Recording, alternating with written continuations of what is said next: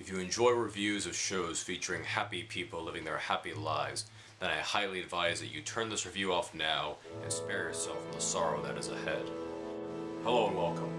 As you can tell with the title, I am the obsessed movie man, O.M.M. Today's review is on the terrible tale of the Baudelaire orphans and the horrible man they had to fend off. This is a series of unfortunate events. Very well lit over there. The series of unfortunate events was a book series written by one Lemony Snicket. There is no Lemony Snicket, as Lemony Snicket is nothing more than the pseudonym for Daniel Handler. Pseudonym is a word which here means not a real name, but instead an alias or pen name. The book series and the show tell of how Violet, Klaus, and Sonny lost their parents due to a house fire, and because of an inept and useless banker, they are placed into the awful care of Count Olaf, an old and ugly man who's as terrible an actor as he is a guardian. Olaf despises the children and only watches after them in order to illegally gain the immense fortune that was left to them by their parents. Throughout the series, many strange things go on, such as references to a secret organization that one might assume is something similar to the Illuminati.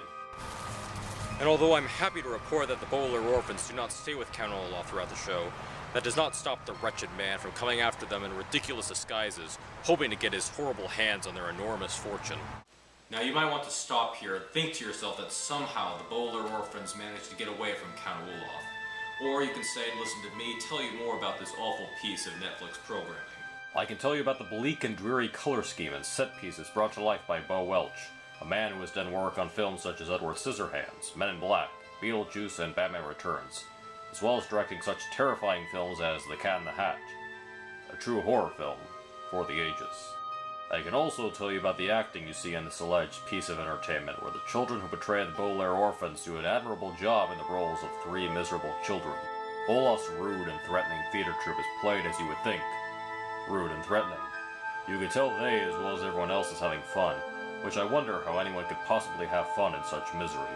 Then there is Neil Patrick Harris, who plays the despicable Count Olaf, a role which any actor would most likely dread playing, as the man himself is such an awful human being.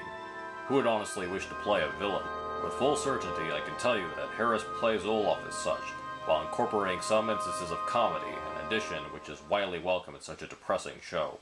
You might want to stop now, since I've mentioned the addition of humor in this show, as I now say that for a children's show, there are some dark elements.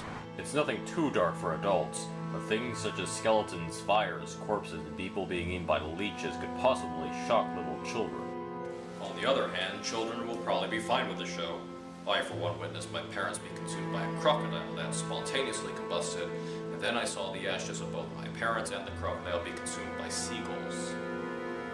In other words, children will probably be fine.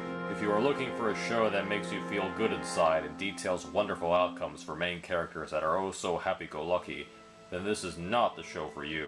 If you hate shows where characters have to go through horrible odds and be brave in the face of evil, look at incredible set pieces, and listen to annoyingly catchy music, and witness a highly charming and charismatic actor play a vile and wretched human being, then I highly advise that you do not watch a series of unfortunate events.